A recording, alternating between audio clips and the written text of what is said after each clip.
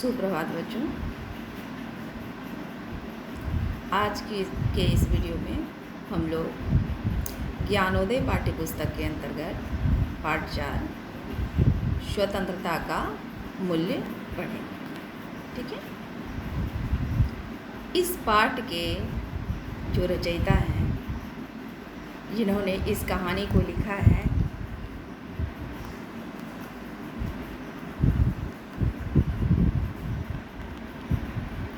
उनका नाम तेनालीराम है। ठीक है। सबसे पहले बच्चों हम तेनालीराम के बारे में जानेंगे।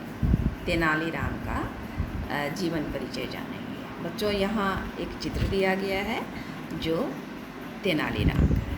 ठीक है। सबसे पहले हम तेनालीराम के जन्म के संबंध में जानेंगे।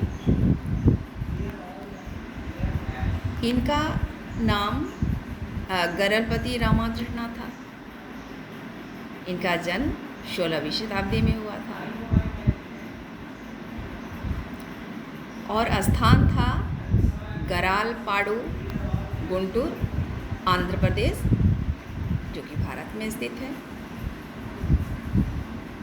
और इनकी मृत्यु 16वीं शताब्दी में हुई थी, तेनाली नामक स्थान में, जो कि आंध्र प्रदेश में है। और इनका मुख्य पेशा था राजा कृष्णदेव राय के। ये मुख्य विदूषक थे, विद्वान थे और कवि भी थे। यानी राजा कृष्णदेव राय के दरबार में रहा करते थे। जैसे आप लोगों ने बच्चों सुना होगा अकबर और बीरबल के बारे में।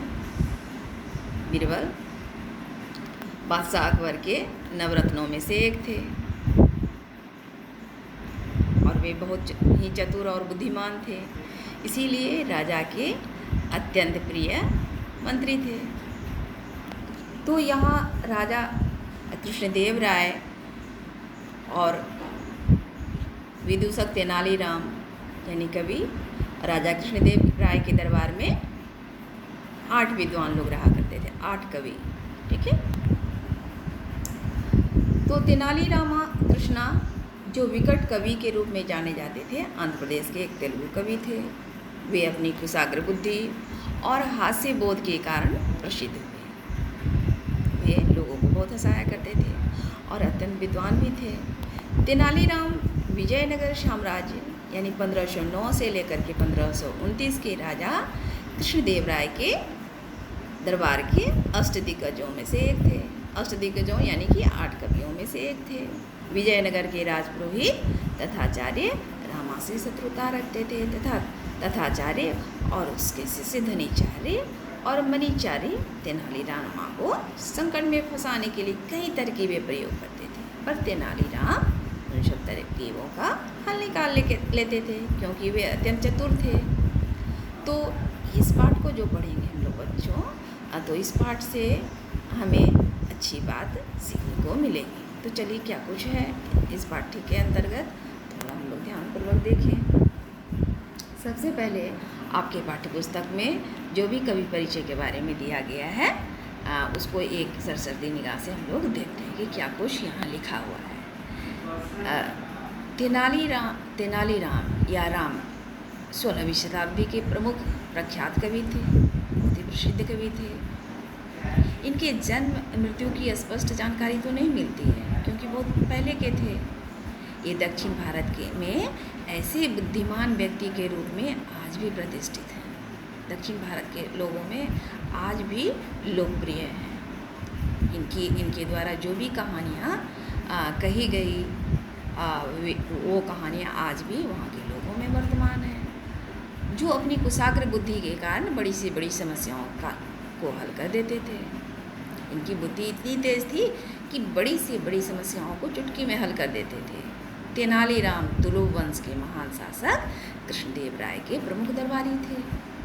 उन्होंने अपनी बुद्धि के बल पर अपने राजा को कई दुष्ट शत्रुओं से अनेक बार बचाया।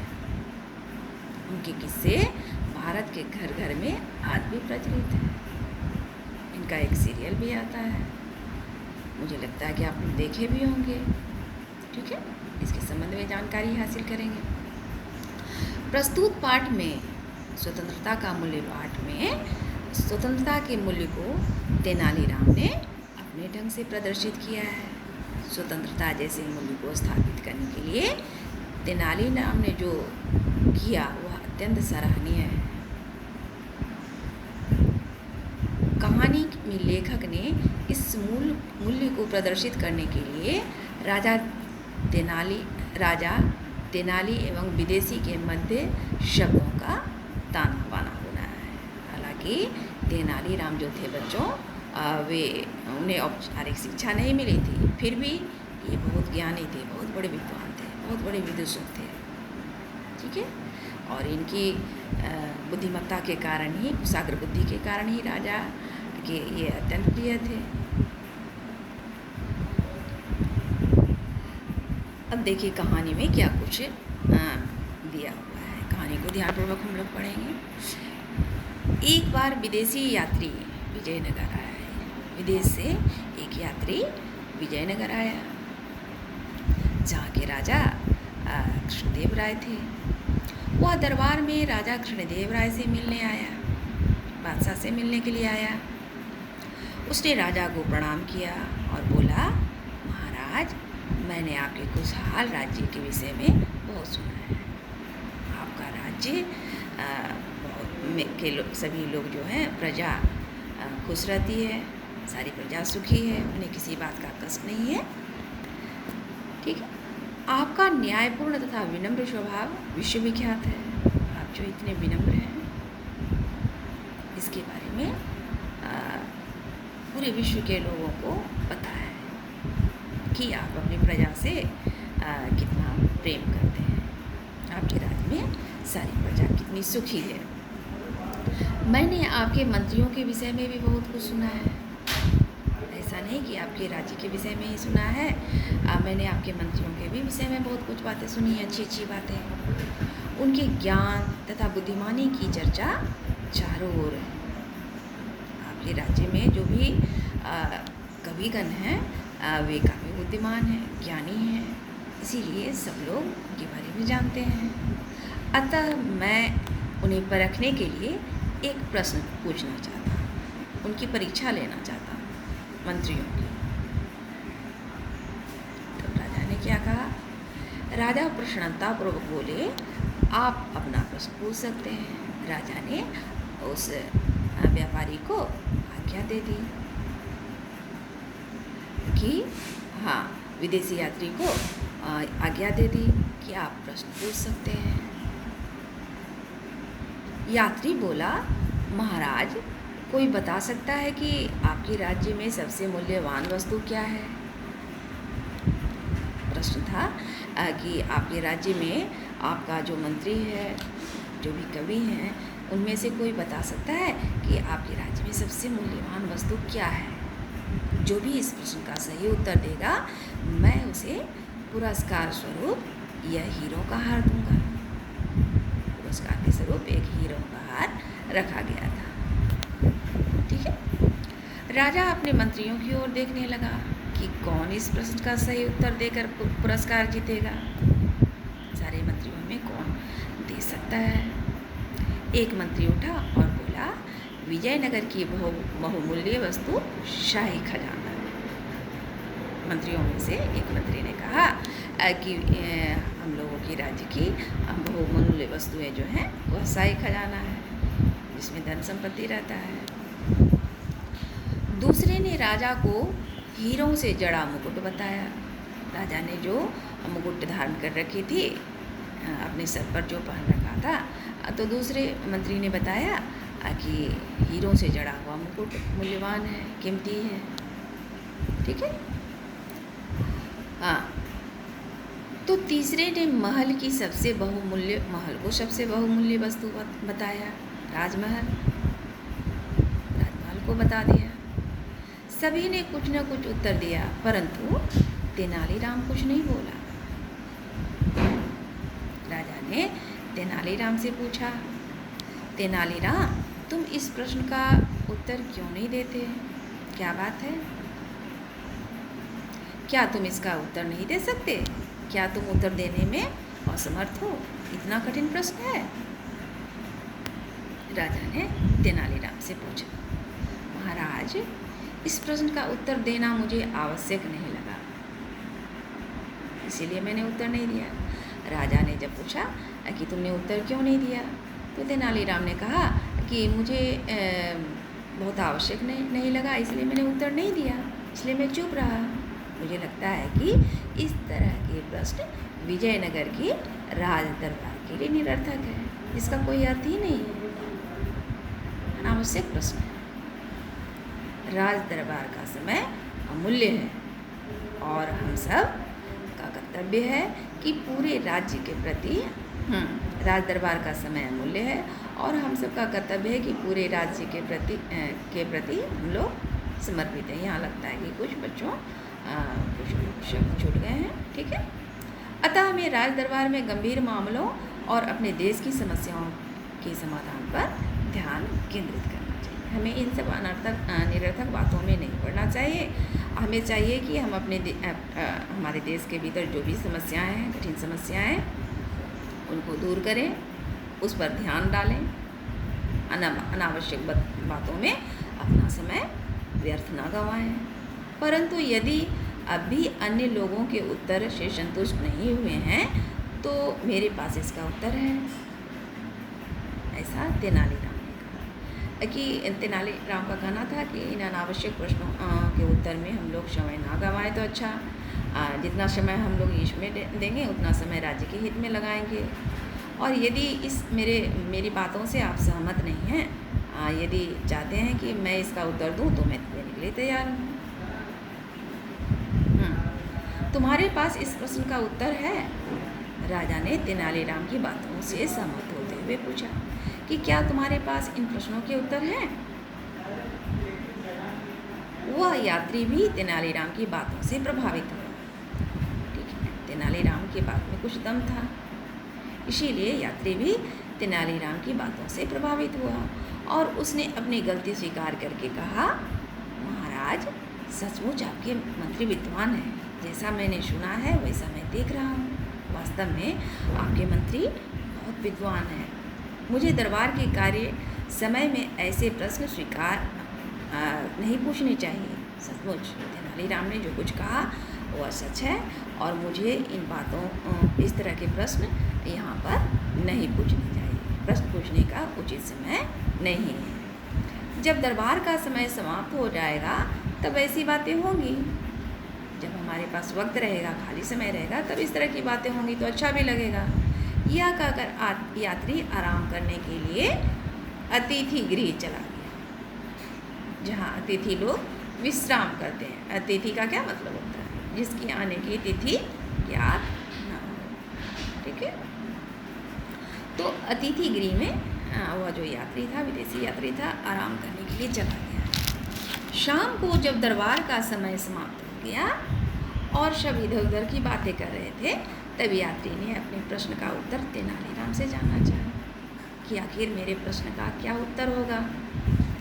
तेनालीराम ने यात्री की ओर देखा और बोला, श्रीमान, मेरे विचार से हमारे राज्य की सबसे बहुमूल्य वस्तु हमारे राज्य की स्वतंत्रता है।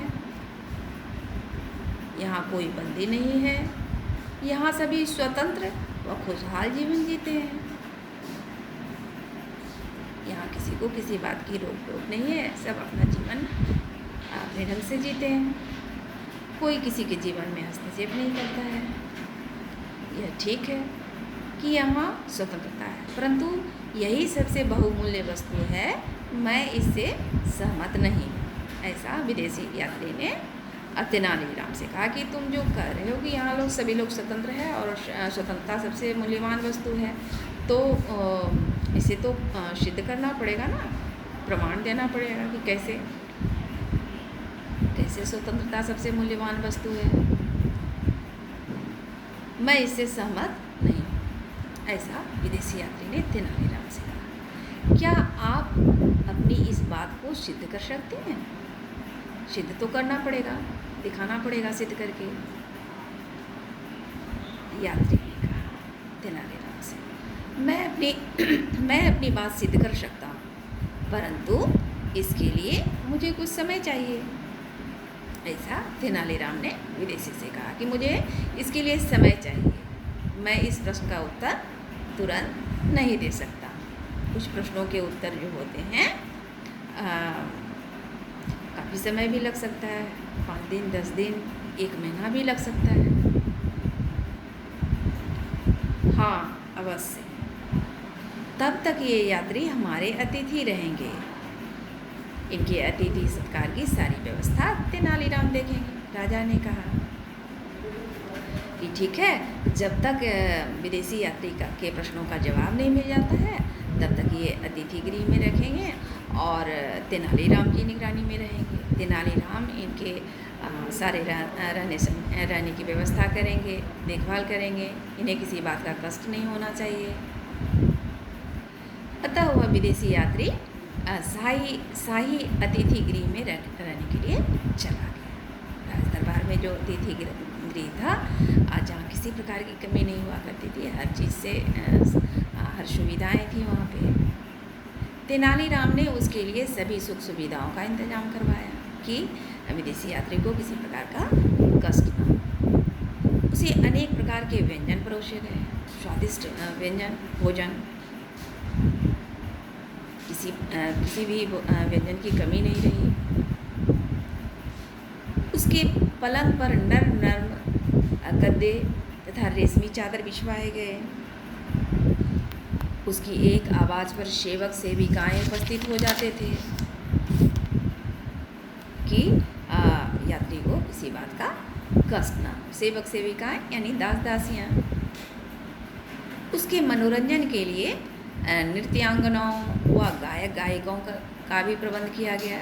उस ज़माने में तो टेलीविज़न तो था नहीं कि लोग टेलीविज़न पर समाचार या किसी प्रकार की मूवी, फिल्म या फिर किसी प्रकार का सीरियल देखकर मन बहलाते। मनोरंजन का साधन पहले क्या हुआ करता था, खास करके राज दरबार में नृत्यांगनाएँ नाचती थीं। नाचकर जो भी अतिथि रहते थे या दर्शक रहते थे उनका मनोरंजन करती थी, एवं गायक गायिकाएँ अपने मीठे स्वर से अतिथियों का मन मोह लेती थी। तो मनोरंजन की यही व्यवस्था थी, खान पान की भी अच्छी व्यवस्था थी, दास दासियाँ भी उपलब्ध थे। कहने का तात्पर्य किसी बात की कोई कमी नहीं थी, ताकि यात्री को किसी प्रकार की मुसीबत का सामना करना पड़े। पहले 2 दिन तक उस यात्री ने सभी सुख सुविधाओं का लाभ उठाया। जितनी भी वहाँ सुविधाएं दी गई थी, भरपूर उसका लाभ उठाया। तीसरे दिन वह नदी किनारे घूमने के लिए जाने लगा। अब एक ही कमरे में बंद तो मन तो लोगों का घूमता है ना। जैसे अभी कोविड के समय में लॉकडाउन है, हम लोग कहीं आ जा नहीं सकते हैं, तो घर के भीतर रहते तो हम लोग भी उब रहे हैं। आखिर हम लोग भी टेलीविज़न कितना देखें, या फिर हम लोग ऑनलाइन बच्चे क्लास कर रहे हैं, तो मन तो लगता है, ऐसा लगता है कि जल्दी से ये कोरोना वायरस ख़त्म हो जाता और फिर हम लोग विद्यालय जा पाते। कितना मज़ा आता है। वहाँ पढ़ाई तो होती ही, पढ़ाई के साथ अन्य मनोरंजन भी बच्चों का होता है। बच्चे अपने मित्रों से मिलते हैं, खेल के समय में खेलते हैं, लंच के समय में लंच करते हैं, अलग अलग विषयों की पढ़ाई होती है। कभी कंप्यूटर लैब में जाना, कभी संगीत की कक्षा होती है, म्यूजिक क्लास होता है तो म्यूजिक लैब में जाना, कितना आनंददायक होता है। तो जो आनंद विद्यालय जाकर पढ़ाई करने में है, वह आनंद एक बंद कमरे में बैठकर ऑनलाइन पढ़ाई करने में तो नहीं आता है। ठीक वही हालत थी इस यात्री की, विदेशी यात्री की सारी सुख सुविधाएं वहाँ थी, किसी चीज़ की कमी नहीं थी। लेकिन एक कमरे में बंद वह ऊब गया और फिर तीसरे दिन क्या हुआ, नदी किनारे घूमना चाहता था, शांत वातावरण में, प्राकृतिक दृश्य में। परंतु द्वार पर पहुँचते ही द्वारपाल ने उसे रोक दिया और बोला कि आपके बाहर जाने की आज्ञा नहीं है। जैसे ही वे बाहर निकलना चाह रहे थे तो द्वारपाल ने रोका कि आपको बाहर जाने की अनुमति नहीं है, आप बाहर नहीं जा सकते। यात्री पहले तो चकित हुआ, परंतु इसे सुरक्षा का प्रबंध सोचकर उसने इस बंधन को स्वीकार कर लिया कि चलो ठीक है, कोई बात नहीं, हो सकता है बाहर यदि जाता हूँ नदी किनारे तो किसी प्रकार की खतरा रहेगी, कोई किसी भी प्रकार का हो सकता है, किसी व्यक्ति से या प्रकृति से या जीव जंतु से, किसी भी प्रकार का हो सकता है। जो भी हो, उसने इस बंधन को स्वीकार कर लिया। वह पुनः अपने कमरे में वापस आ गया। अगले दिन संध्या के समय वो बहुत ऊब गया कि प्रतिदिन एक ही कमरे में कितना रहे, ऊबने लगा। अब वह फिर घूमने के लिए बाहर जाना चाहता था कि थोड़ा देर बाहर चला जाता प्राकृतिक वातावरण में तो मन बहल जाता। द्वारपालों ने उसे पुनः रोक लिया, परंतु क्या हुआ कि द्वारपालों ने उन्हें उसे पुनः रोक लिया। इस पर यात्री बहुत झुंझलाया। इस बार उसे गुस्सा आ गई क्योंकि वह बाहर जाना चाहता था। एक कमरे में रहते रहते बेचारा एकदम ऊब चुका था। यात्री को सभी प्रकार की सुख सुविधाएं थी, परंतु जब भी बाहर जाने लगता तो उसे रोक दिया जाता था। उसे सब कुछ जेल के समान लगने लगा। लग रहा था कि वह कैदी है।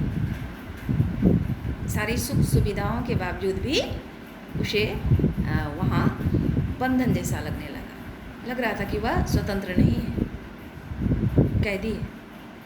इसी प्रकार 15 दिन बीत गए। एक दिन राजा घूमते हुए यात्री के कक्ष में पहुंचा, अतिथि कक्ष में, जहाँ वह विश्राम कर रहा था, और पूछा, श्रीमान आप कैसे हैं? आपने हमारे राज्य की सुख सुविधाओं का कैसे लाभ उठाया? हाल समाचार लेना चाहा राजा ने। देखिए यात्री क्या करता है। यात्री बहुत क्रोधित हुआ। राजा के एक प्रश्न को सुनकर उसे गुस्सा आ गई। आप यह प्रश्न क्यों पूछ रहे हैं? क्या आप मेरी दशा नहीं देख रहे हैं कि मैं कैसा हूँ? कई दिनों से एक कमरे में बंद हूँ।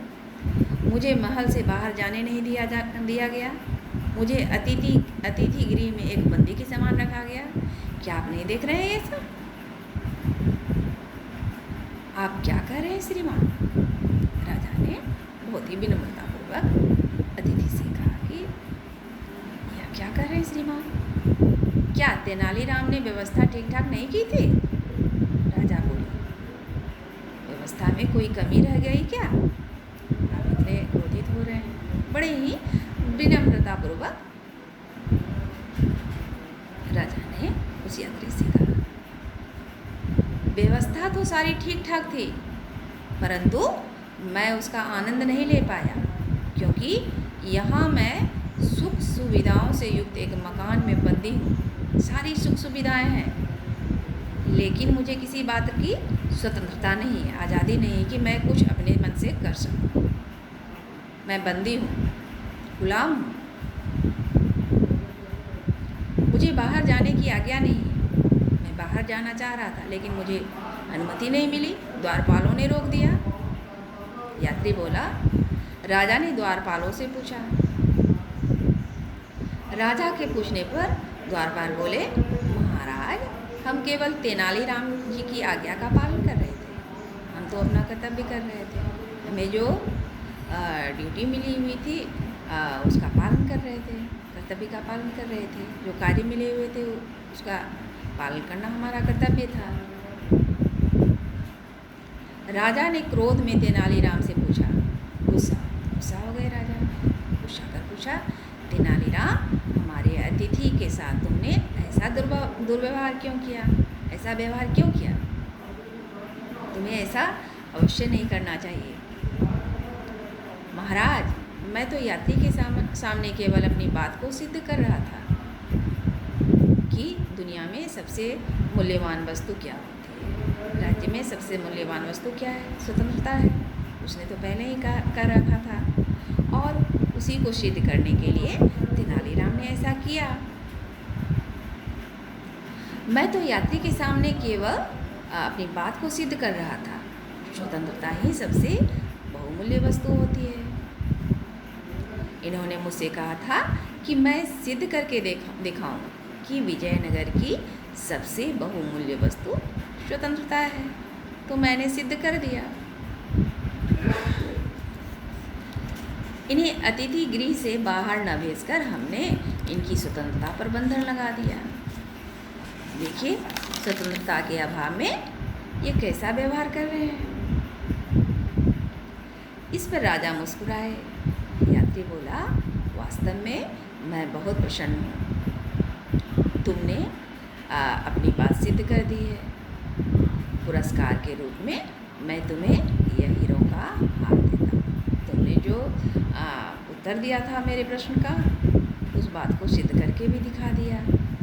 अब मैं तुम्हारे प्रश्न के उत्तर से खुश हूँ और यह जो मैं हार लाया हूँ, हीरा का हार, यह मैं तुम्हें उपहार स्वरूप, पुरस्कार स्वरूप देता हूँ। इतना कहकर यात्री ने हीरों का हार तेनालीराम की तरफ बढ़ा दिया। तेनालीराम ने झुककर उपहार को स्वीकार किया और अपने दुर्व्यवहार के